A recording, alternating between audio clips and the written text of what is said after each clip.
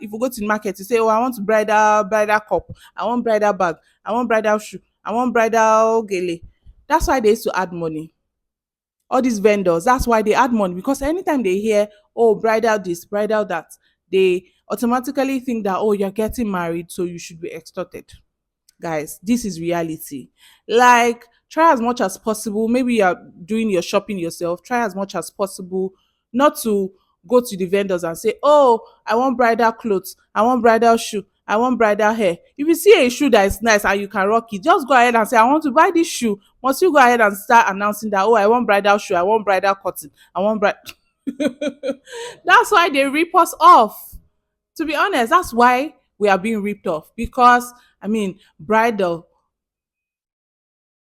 means money, means glam, means luxury, so they will overcharge you. So think about this. How are you doing? It's been a while. I have been MIA, and I miss you guys so much. Anyways, all this talk is not going to put money in the pocket, but in this video I am going to be helping you save money. Hey, beautiful people, welcome to Nigerian Weddings Arena. If you're new here, you're absolutely welcome. On here, we talk about weddings, relationships, makeups, breakups, everything and anything in between that space of love. So, if that sounds like something you're interested in, please hit the subscribe button to become a part of the channel. Guys, I am here with some budget saving tips. If you know you can spend 20 million, 50 million for your wedding, I mean, this video is not for you. But if you know you're looking for ways to save money, ways to cut costs while you're wedding planning, please come forward. This video is for you. So I'm talking about brides to be. If you're getting married, maybe in 6 months' time, in 9 months' time, maybe even next year, or even whenever, Sha.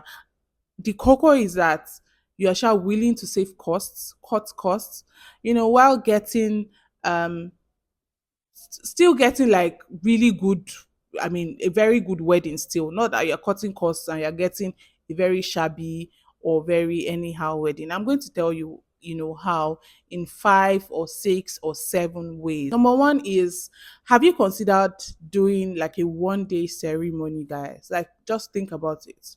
Is it not possible? Instead of doing, oh, traditional wedding day on Friday, then you do your church or nikah on Saturday, have you considered doing both ceremonies on 1 day or in 1 day? Think about it, guys. Think about all the money you save on logistics. Think about all the money you save on food.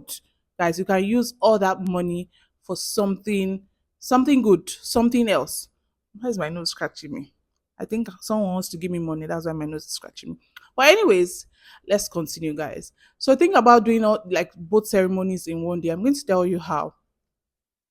So you do your traditional wedding in the morning. Let's say do your traditional wedding start your traditional wedding at 9 or at 10, before like 12 or even 12 on the dot, you're done. Then you do your what's it called, your white wedding or your nikah.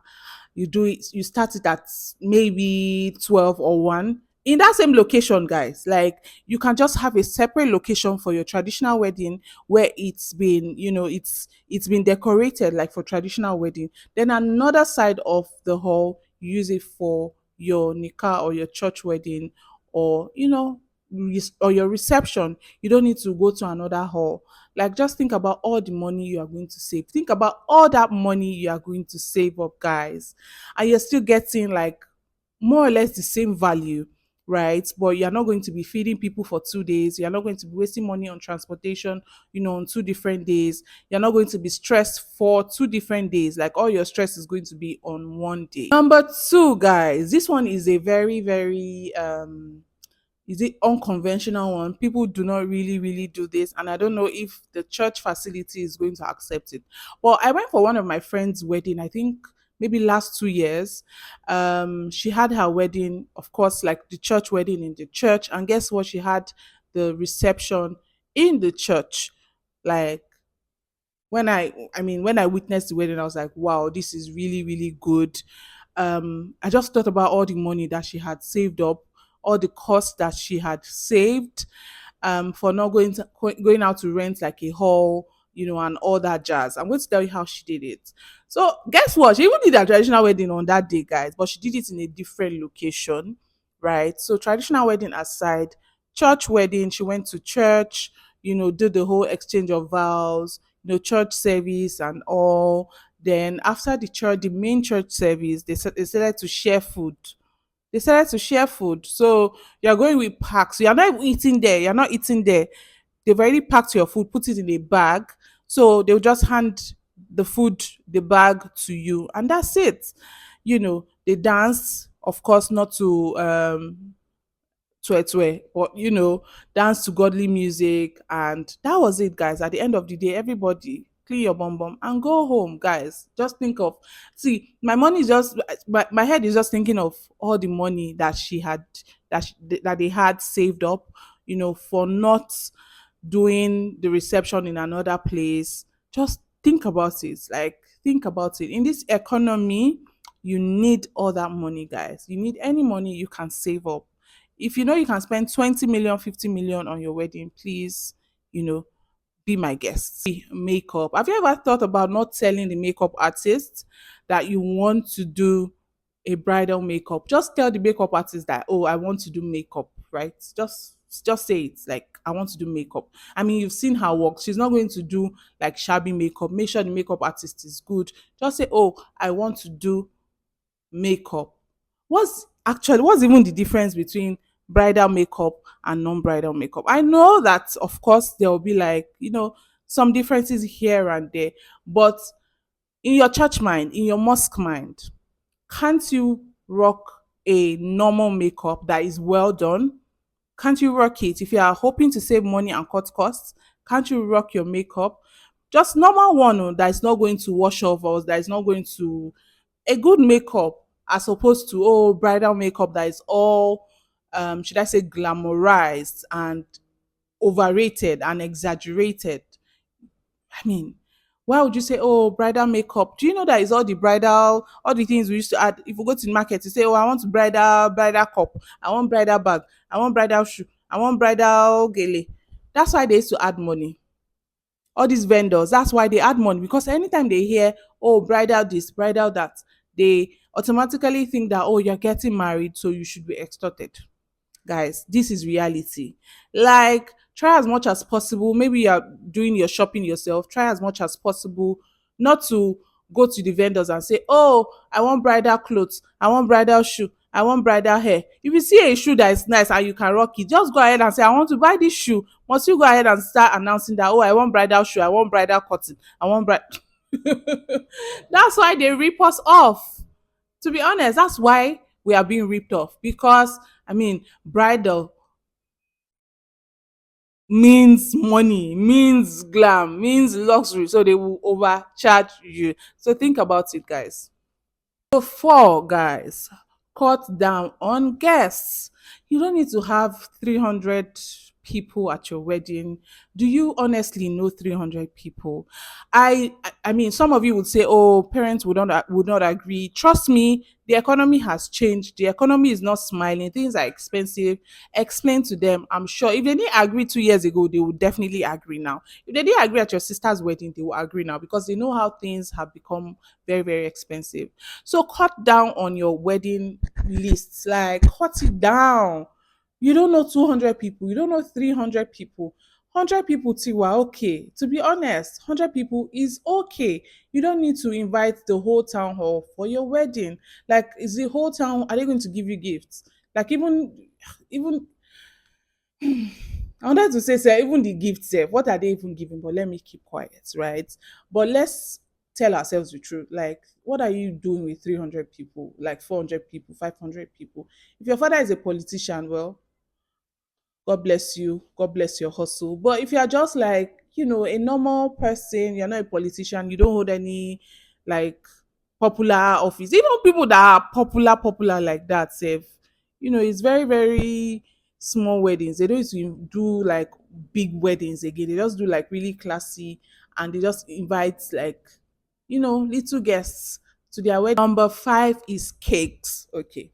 So your wedding is just like, no shades or anything, your wedding is just like really normal, right? And you're going to bring a very, very extraordinary cake. Like, who are you trying to who are you trying to impress? Like, to be honest, there are some people that sucker for cakes, that love, humongous cakes, that are very obsessed with cakes. If you are part of those people, step aside. I'm not talking to you.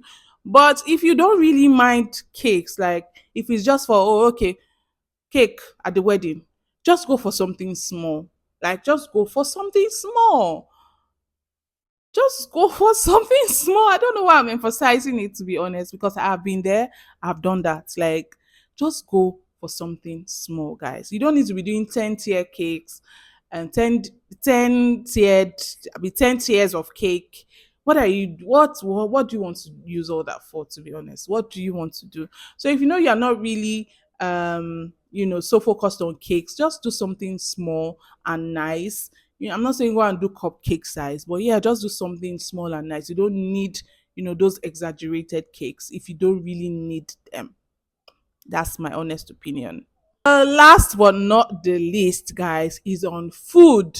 So, something that really takes up, a lot of money at weddings is food, because you see different options. You see Chinese, you see Oriental, you see Indian, you see local, you see, all that. If you add up everything, that's, the billings they choke. That's why the billings they choke. So let me give you one tip, right? Reduce your food options. You know what people love? You know what most people love? Jollof rice. You know what most people love? Fried rice. You know what most people love, and you want to be like really, really, should I say, balanced. If you are in Lagos, majority of the people here in Lagos are Yorubas. Do amala and ewedu, or you just choose like a swallow, or maybe two options of swallow. That's okay. If it's a Yoruba wedding, the same thing. If you are doing Igbo wedding, oh, okay, most of your guests are going to be Igbo, right? Just do, I don't know Igbo foods, but just do, hey, I don't know, guys. I don't know Igbo foods. I'm trying to honestly remember. But yeah, just do like two options of, Igbo food. You don't need to go over the board and be doing five varieties of Igbo foods. No, food is going to waste. You're going to lose money, and you're not going to save costs. So just do two options. If you know your people are Hausa people, do like two options of Hausa foods. Do rice, do jollof rice, do fried rice. That's it. Do small chops, and that's it. You don't need to be, if you want to do, maybe Indian or be Chinese, you can just do one, instead of having like endless list of foods that people do not even really know, people cannot eat, that would eventually waste, and you will end up not saving money, guys. Like, think about it. Think about it. Think about it, guys. All these things I have mentioned, I believe would definitely help you save costs, help you save a lot of money, because you definitely need that. And yeah, that's it, guys. Let me know what you think in the comment section below. I'll see you all in the next video. Bye.